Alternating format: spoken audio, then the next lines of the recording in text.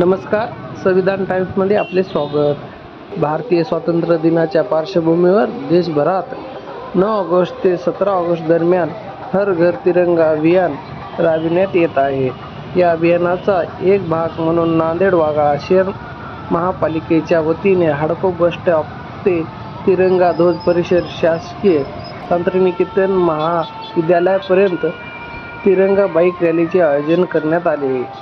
या रॅलीचे उद्घाटक महापौर कविता मुळे आणि आयुक्त डॉक्टर महेशकुमार डोईफोडे यांच्या हस्ते करण्यात आले.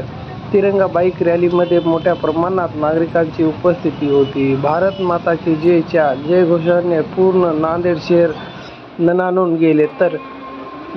तिरंगा बाईक रॅलीमुळे शहरात देशभक्तीचे वातावरण निर्माण झाले. स्वातंत्र्य दिनानिमित्त महापालिकेच्या वतीने विविध कार्यक्रम आयोजन करण्यात आले.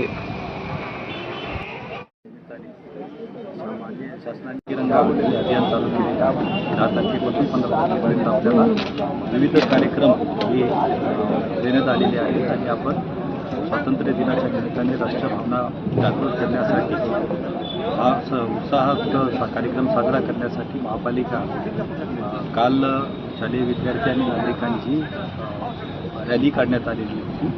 आज बाईक रॅली हडको परिसरापासून आपल्या तिरंगा पुतळ्यापर्यंत काढण्यात आलेली आहे. त्यासोबतच रांगोळी स्पर्धा आहे.